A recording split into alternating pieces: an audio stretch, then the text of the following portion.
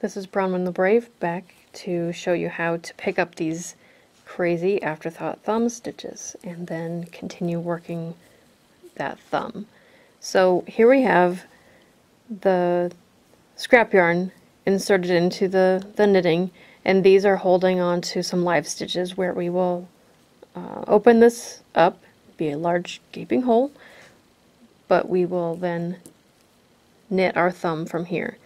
So you just need a little bit of patience to begin, and I always use some needles that are a little bit smaller than the ones that I've been working with. So I've knit my actual mittens with size 5 needles, and these are size 2. You could, obviously go smaller than that, but a few sizes smaller isn't going to hurt. So we're just going to follow the path of this line of scrap yarn here. And it helps to have another spare needle handy. So we're going to take 2 needles and create 2 rows of stitches. I'm going to pick up this line of stitches. You can do this one stitch at a time and unlace this scrap yarn, or a lot of times I'll do a few stitches and then pull out that yarn. The important thing is not to miss one, because that yarn will probably run and you'll have a hole that is not wanted. So I'm just picking this yarn out stitch by stitch.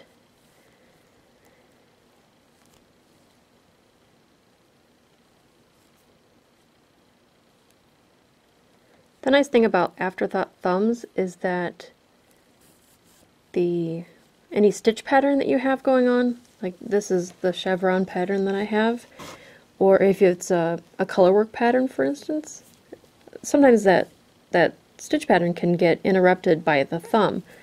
But here it's just like one row, not even a whole row of knitting that is being worked here.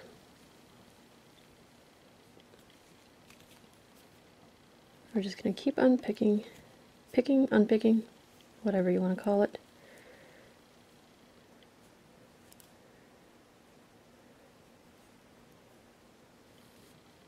Stitch by stitch. Now if you remember, we started with 8 stitches that we put onto that scrap yarn. And so far I have 6 on the bottom and 6 on top.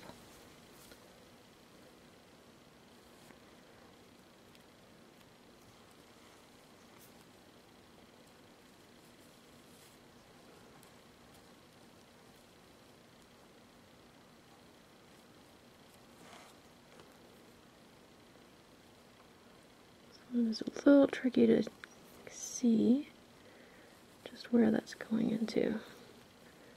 Luckily you have a couple of chances because it goes through twice.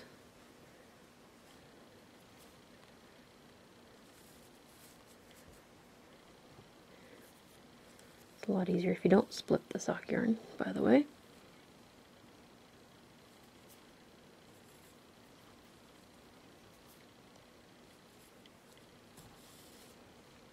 Alright, we're getting close to the end. I need to catch this before it falls off. Now there's like a half of a stitch hanging out over here. And there's our last bit of scrap yarn. So let's double check how many stitches we actually have. 1, 2, 3, 4, 5, 6, 7, 8. That's good. 1, 2, 3, 4, 5, 6, 7, 8. 8.5.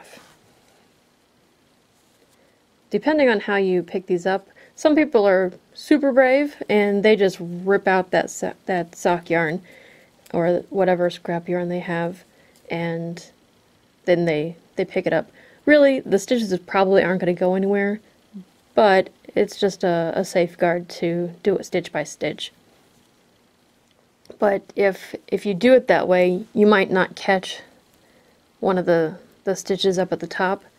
Here I've actually gotten an extra one, but that's not going to matter because we're going to pick up 2 stitches on either side of this hole. So you can see, here's that gaping hole that I told you about. If we were to drop these stitches, then we'd have a bunch of mess on our hands. But we're going to start knitting these stitches from here. But that's how you put the stitches back onto the needles. When we begin to knit again, we will join the yarn on the lower right side of the knitting. Get my working yarn back again. You're going to pick up your regular needle. So I've got my working needle again, and I always like to just pick up a stitch somewhere in here. It's not really going to matter, just as you work it, it's a good idea to just take a look at it and see how it's going to behave. If you need to knit it through the back loop, then that's always an option. It's not going to matter in the big scheme of things. Just try not to get a big hole in your knitting. Any holes that you do end up with, though, you're going to get holes. I guess I should warn you that there will be holes, but they don't have to be, you don't have to live with them, I guess is the point.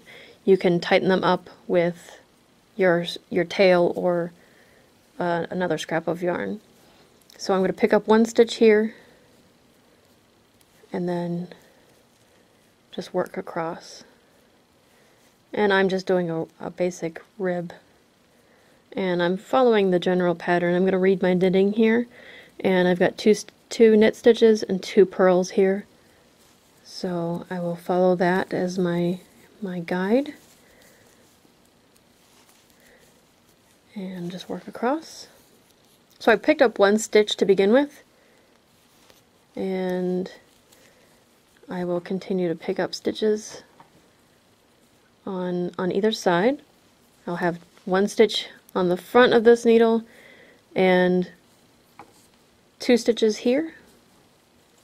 I'm going to knit into these 8 stitches and then knit 1 more here. But if you remember, I did have 9 stitches here. Just because it was that half of a stitch that was actually picked up.